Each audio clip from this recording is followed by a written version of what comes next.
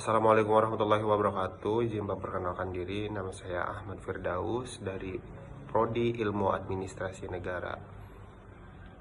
Di sini saya ingin menjawab soal-soal yang sudah ditugaskan. Yang pertama, soal pertama, term pada hakikatnya terbagi menjadi banyak jenis.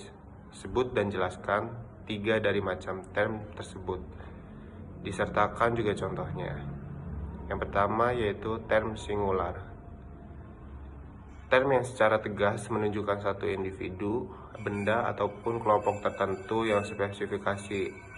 Term ini hanya merujukan pada suatu objek hingga sifatnya yang sangat khusus. Contohnya, selamat, orang itu Presiden pertama RI. Yang kedua, term partikular. Term yang menunjukkan sebagian dari keseluruhan anggota suatu kelompok. Term ini tidak mencakup semua anggota, tetapi lebih dari satu dan kurangnya seluruhnya. Contohnya beberapa mahasiswa, orang siswa, kebanyakan orang, beberapa pegawai. Term universal. Term yang mencakup seluruh anggota dari suatu kelompok atau kelas. Contohnya setiap dosen, semua orang, ataupun setiap manusia.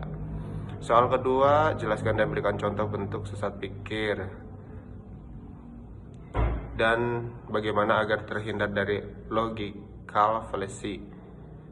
Sesat pikir adalah kesalahan dalam penalaran yang membuat suatu argumen menjadi tidak valid atau menyesatkan, meskipun sering terdengar meyakinkan. Argumen yang mengandung logika fallacy tidak didukung oleh logika yang benar seiring kali digunakan untuk mempengaruhi atau memenangkan perdebatan tanpa dasar yang kuat. Beberapa jenis logika fallacy berserta contohnya yaitu ad hominem yang menyerang karakter atau kepribadian lawan bicara, bukan argumennya. Contohnya, kamu tidak mungkin benar soal ekonomi karena kamu tidak pernah belajar ekonomi formal. Dan ada lagi contohnya strawman, mendusta atau menyederhanakan argumen lawan agar mudah dipatahkan.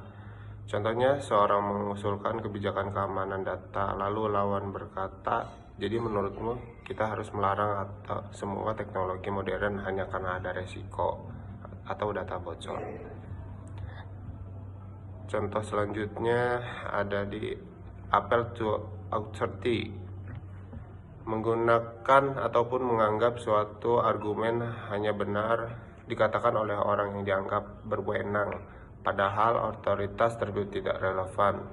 Contohnya, kakak ipar bilang ibu mertua pasti suka opor ayam. Dan cara menghindari logical fallacy yaitu selalu fokus pada argumen dan data, bukan pada pribadi lawan bicara. Periksa apakah argumen didukung bukti yang cukup relevan, bukan hanya opini atau asumsi.